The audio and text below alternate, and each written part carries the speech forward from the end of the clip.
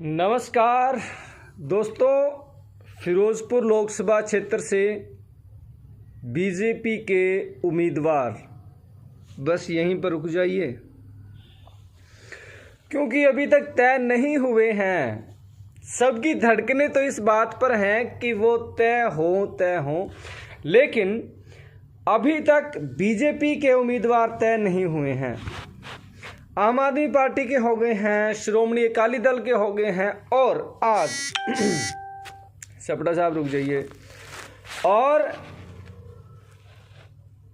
आज कांग्रेस पार्टी ने भी उम्मीदवार तय कर दिया है। जैसा कि मैं पहले कई बार कह चुका हूं कि टिकट शेर सिंह घुबाया को ही मिलने वाली थी, जो कि पूर्व सांसद है, 2 बार फिरोजपुर का प्रतिनिधित्व कर चुके हैं और उनको ही मिलने वाली थी।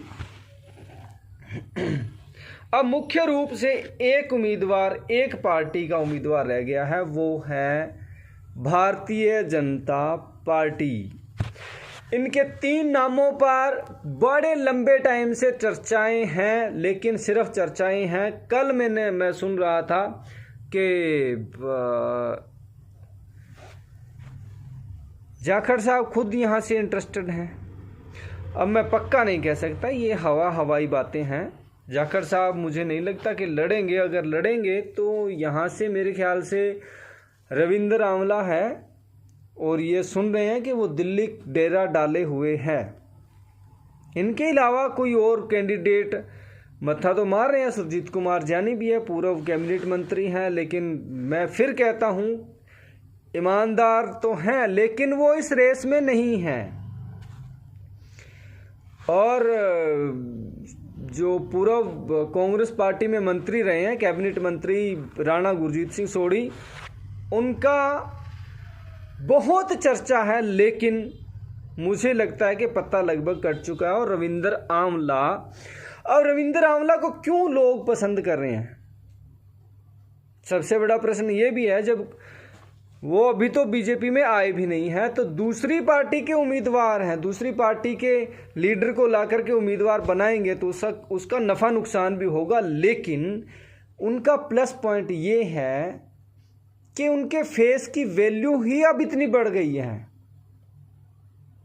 और पूरे फिरोजपुर क्षेत्र में विरोधी पार्टियों के क्षेत्र में भी ये बात गूंजने लगी है कि रविंद्र आंवला आ गया तो वो यहाँ से सीट निकाल सकता है। अदरवाइज दोस्तों, घुबाया बड़ी स्ट्रॉन्ग पार्टी है, बड़ा स्ट्रॉन्ग लीडर है, क्योंकि फिरोजपुर से लेकर के और पूरी ये बॉर्डर बेल्ट जितनी बैठी है वो राय सिख बिरादरी बैठी है। और मैं फिर कहता हूँ कि राय सिख बिरादरी उनकी स्ट्रेंथ है।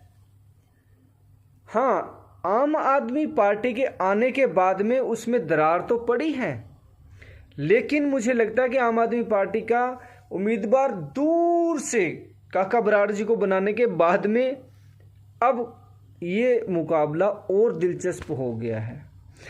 अब जब कल सुबह तक, या हो सकता है कि रात को जब मैं ये वीडियो रिकॉर्ड कर रहा हूँ, तो हो सकता है घंटे बाद भी रविंद्र आंवला जी का नाम फाइनल हो जाए, और उसके बाद में पिक्चर क्लियर होगी। वैसे तो इलेक्शनों में दोस्तों, जब 25-25 लाख वोट हो, है ना, 10-15 लाख वोट एक कॉन्स्टिट्यूंसी में हो लोकसभा की, तो अंदाज़ा लगाना बड़ा मुश्किल होता है कि कौन जीतेगा कौन हारेगा। और कई बार कैंडिडेट ऐसे होते हैं जो जीतते जीतते हार जाते हैं, और कई हारते हारते जीत जाते हैं।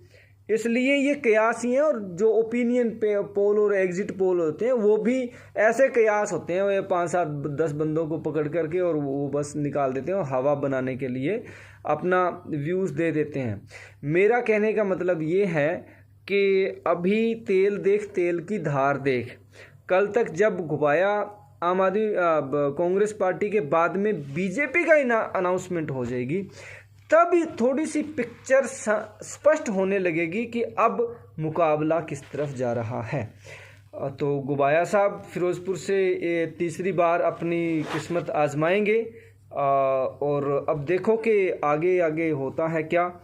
तो दोस्तों फ़िलहाल इस वीडियो में इतना ही। यही सूचना थी कि कांग्रेस पार्टी ने भी फिरोज़पुर की लास्ट सीट थी, बाकी सारे उम्मीदवार तो उन्होंने तय कर दिया। हाँ, एक और सूचना थी, वो ये है कि श्रोमणी अकाली दल के उम्मीदवार थे चंडीगढ़ से, वो इस्तीफ़ा दे गए हैं। वो कहते हैं कि मैं ये इलेक्शन नहीं लड़ूंगा। तो ये श्रोमणी अकाली दल के लिए बड़ा एक सेटबैक है, बड़ा झटका है, जो मुझे लगता है कि सुखबीर बादल को हैंडल करने में बड़ी दिक्कत आएगी। आपको ये जानकारी महत्वपूर्ण लगी है? हाँ लगी है तो चैनल को सब्सक्राइब करो यार, वीडियो को आगे बढ़ाओ।